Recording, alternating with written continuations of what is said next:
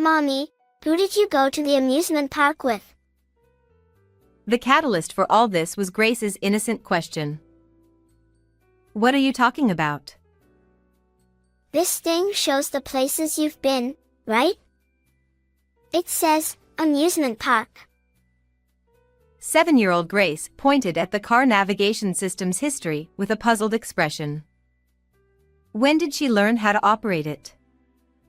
While I was loading groceries into the car from the supermarket, she must have fiddled with it. Why is there a history for a place I haven't been to? Suspicious, I checked the date, and it was from last Sunday. The only person who used the car that day was my husband, Christopher.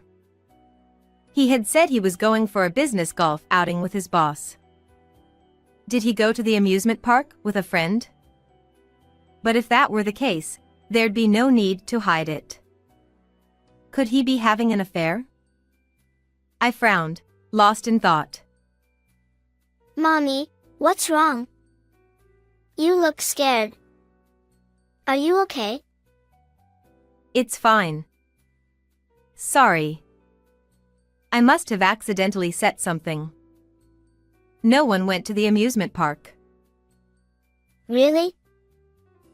I brushed off Grace's question, trying not to reveal my confusion about Christopher's suspected infidelity, and took a deep breath before driving the car. My name is Valentina. I'm 38 years old. I live with my 7-year-old daughter, Grace, and my 42-year-old husband, Christopher. After getting married, I continued working, but when Grace was born, I became a full-time homemaker. This was Christopher's wish, as he didn't want our child to feel lonely. Dinner tonight is delicious. The house is clean, and it's really comfortable. Thank you as always. He used to appreciate me like that. However, about 6 months ago, Christopher's attitude gradually changed. He started complaining, furrowing his brow and saying things like, "Today's meal isn't very tasty. The house is dusty." I kept cooking as usual and maintained daily cleanliness, but it didn't seem enough for him. What? Are you implying I'm wrong? I tried to explain, but he snapped. I'm irritated. I'm going to bed. He angrily slammed his fork on the table, stood up abruptly, kicked the chair, and headed to the bedroom. At first, I thought it was just a bad mood, but Christopher's behavior worsened over time. He'd say things like, "Since you're a homemaker, work harder for the house," and berate me whenever something went wrong. One day, he criticized my cooking. What's this? It looks unappetizing. I reminded him that meatloaf was his favorite, but he retorted, This is meatloaf? Even dog food is better. I'll throw this away. Shocked, I watched him discard all the food I'd prepared. His expression seemed triumphant, as if he'd achieved something.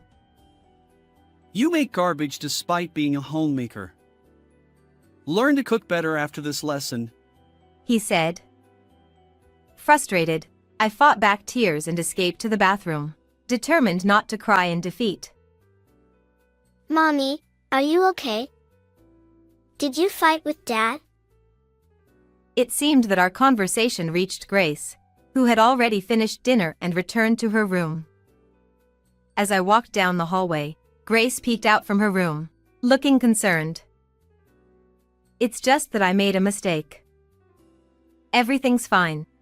I reassured Grace with a smile before retreating to the bathroom to cry alone. Don't let Grace worry about you like this. And Christopher, maybe he's just venting because of something unpleasant at work. Christopher wasn't the type to share workplace complaints, so I assumed he was bottling up various frustrations. If it was just venting, maybe if I endured it, he'd return to his kind self eventually.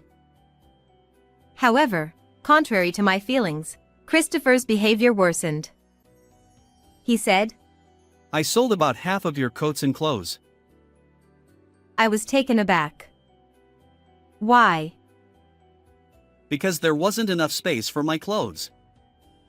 It fetched a decent price. He replied. When I hurriedly checked the closet, my belongings were reduced to a mere handful among Christopher's many items. Not just half. Most of it is gone. You're at home all the time, yet you have more than 2 outfits? That's extravagant. Be more frugal. Christopher scolded. My possessions consisted of underwear, thin t-shirts, jeans, and the shoes I wore daily. Christopher smirked as he watched my despair. Was it worth enduring this? But Grace needed her father. But Christopher's coldness extended to Grace as well. Hey, Dad. Today at school. Grace began, but Christopher interrupted. Dad's tired. Let's talk about it tomorrow. Grace persisted. But Dad, you never listen anymore. Christopher replied. I'll listen eventually. Don't trouble me, I'm busy with work. Grace apologized sadly, and Christopher retreated to the bedroom.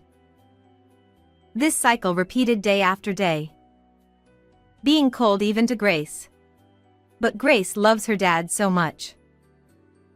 For half a year, I've been tormented by not knowing the right course of action. And then I stumbled upon the history of that car navigation system. I was deeply disappointed, yet it made sense of Christopher's recent behavior. But since it's not confirmed he's cheating, I prayed somewhere in my heart that this suspicion wouldn't turn into certainty as I searched the car. But the evidence was clear. A youth-oriented lip balm in the dashboard, earrings in the seat gap. It seems Christopher's mistress is quite a feisty woman.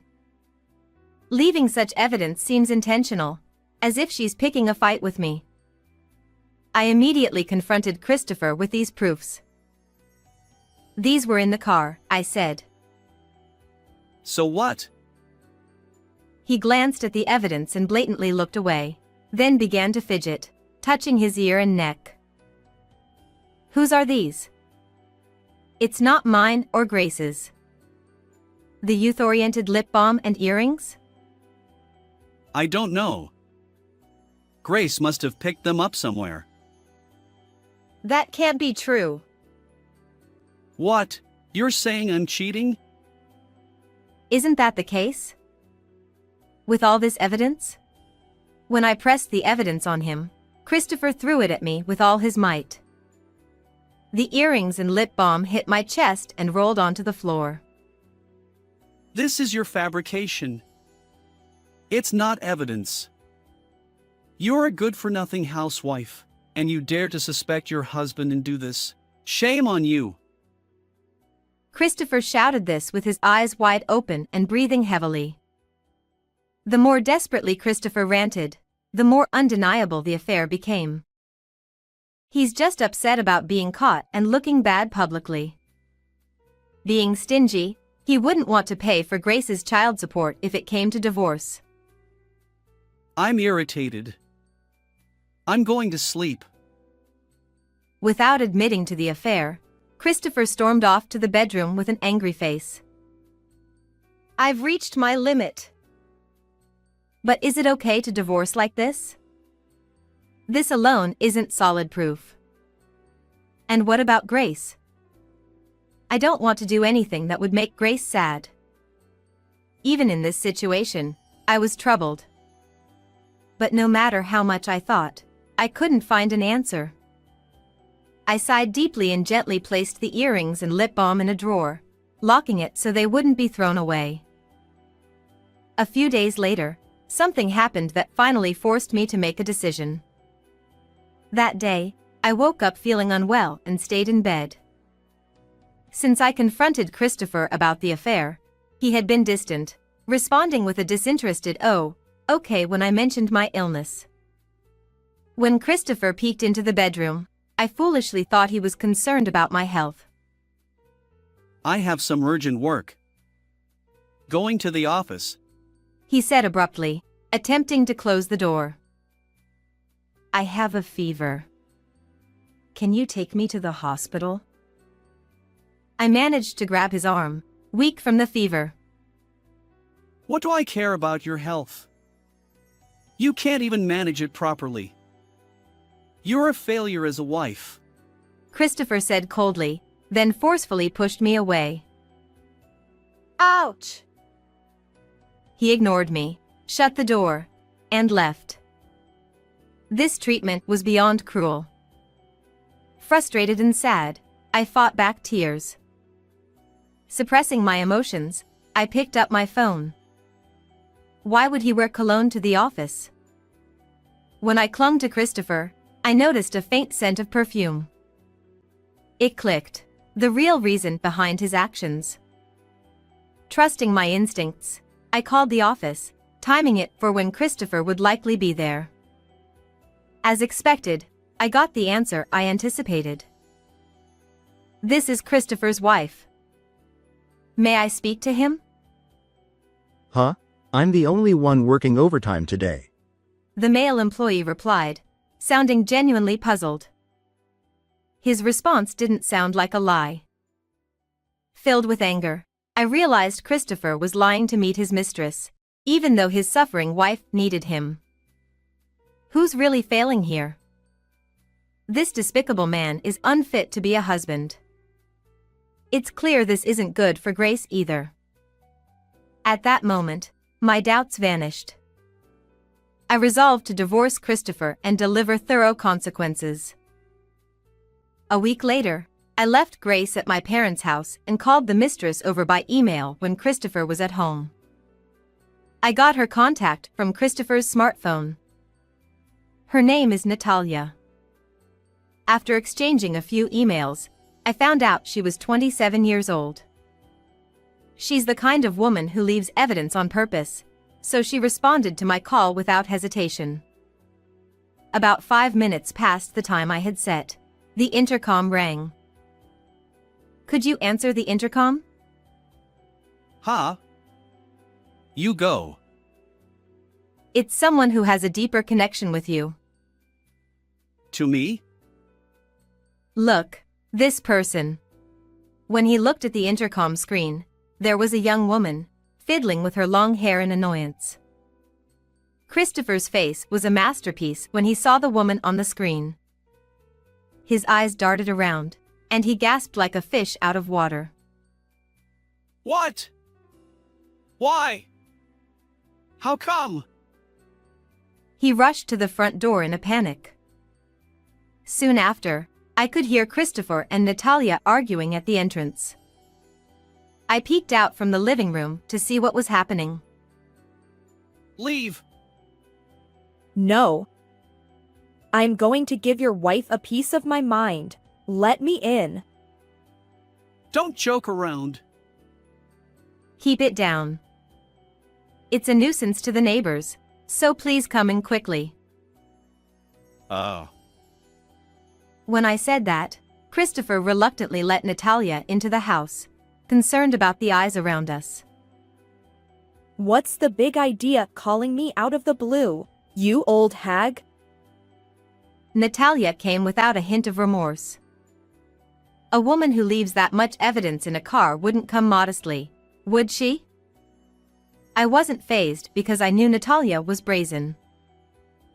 I called you two here because of your affair.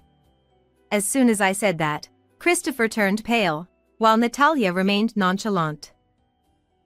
She's a junior at the company, and I'm just close to her because I'm her mentor. Really? Is that the kind of mentoring you do? How indecent. It's work mentoring, obviously. Ignoring Christopher's pathetic lies, I pulled out the earrings and lipstick I had kept in the drawer and thrust them at Natalia.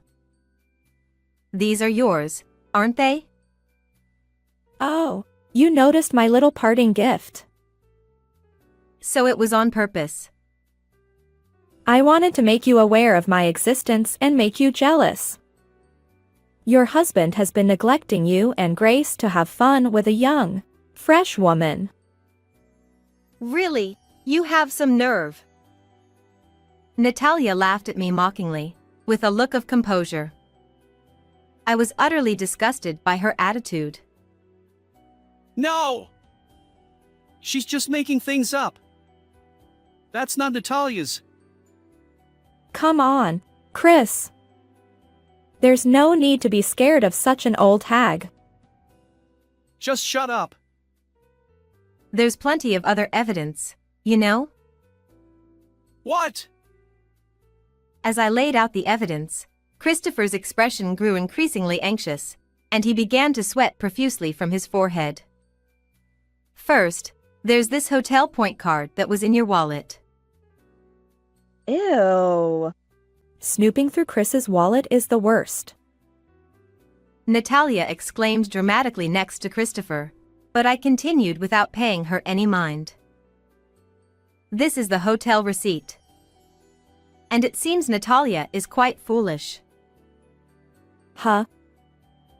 This is a two-shot photo that Natalia posted on her blog. The photo on the table showed Christopher and Natalia cozily arm in arm. There were also photos that were quite risque for mere colleagues. You! Why did you post such a photo?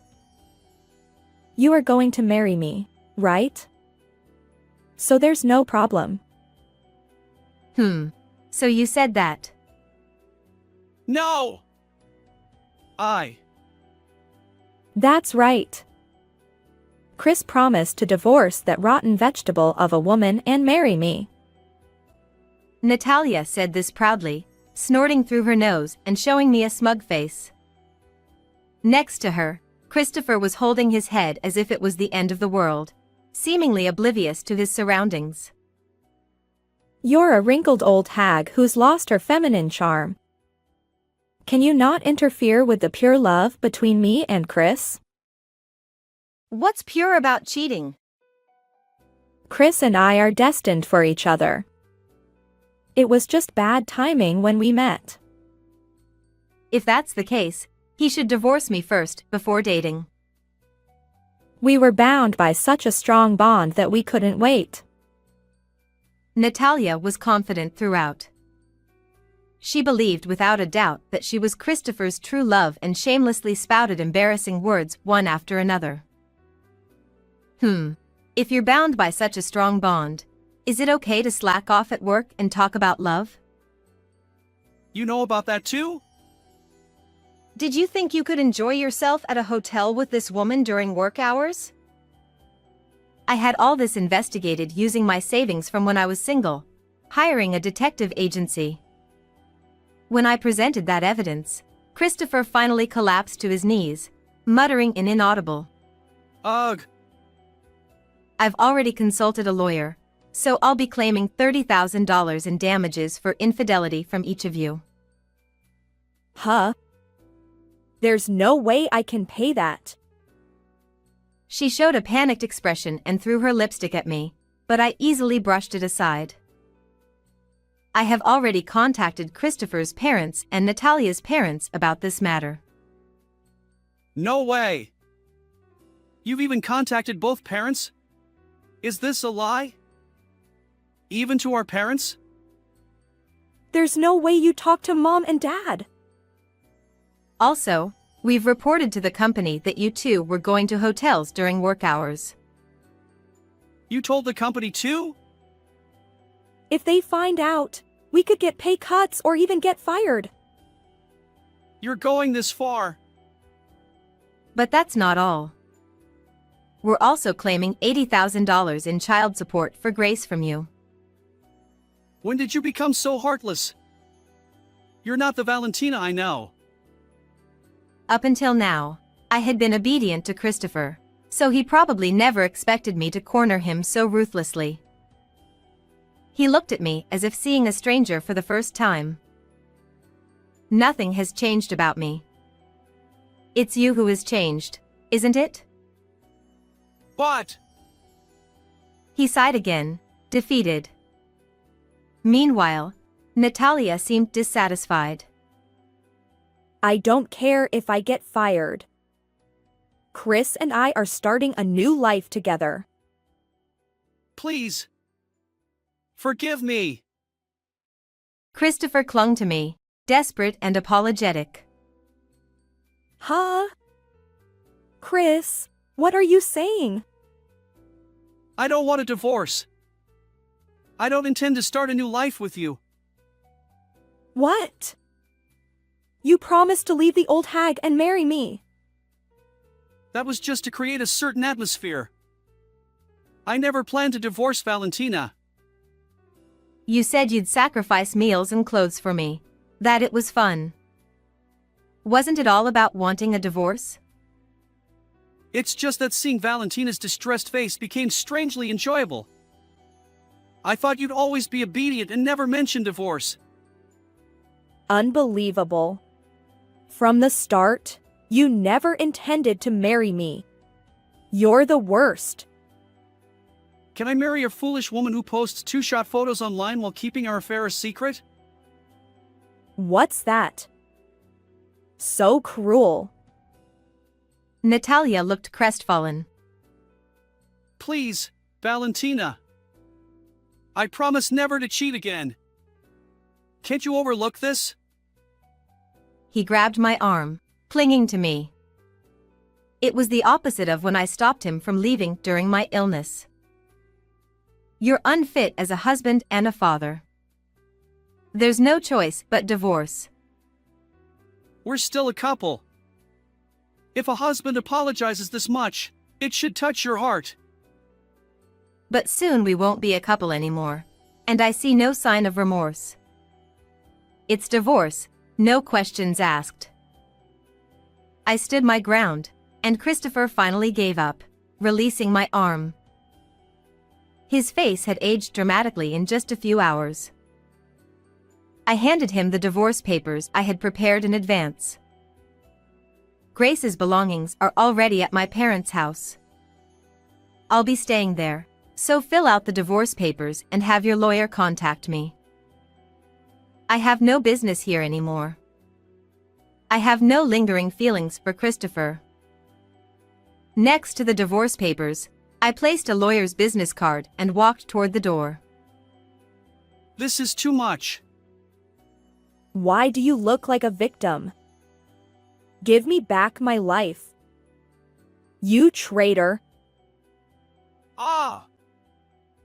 As I tried to leave the room, Natalia pounced on Christopher like an angry cat, scratching his face with her elaborately manicured nails. Ouch! Help me! I'll never forgive you, you scumbag. Stop messing around. Ignoring Christopher's outstretched hand, I left our familiar home behind. Afterward, Christopher, who had brought the divorce papers to the lawyer, was covered in scratches all over his face. Not only did Natalia scratch his face, but she also wreaked havoc inside the house. I promptly submitted the divorce papers, and Christopher and I divorced. His affair during work hours was deemed severe, leading to his dismissal from the company. Natalia faced the same fate. Due to the chaos he caused in the apartment, Christopher was evicted. To pay the combined alimony and child support, he borrowed money from a risky financial institution, working tirelessly day and night to repay it. Natalia, once living with her parents, was also kicked out. She borrowed money from the same financial institution as Christopher, working overnight shifts to make ends meet. As for me, I decided to stay with my parents for a while and focus on re-entering society. I'll shower Grace with even more love to ensure she doesn't feel lonely. How did you like this story? If you enjoyed it, please consider subscribing to the channel. Let's see you again in the next video.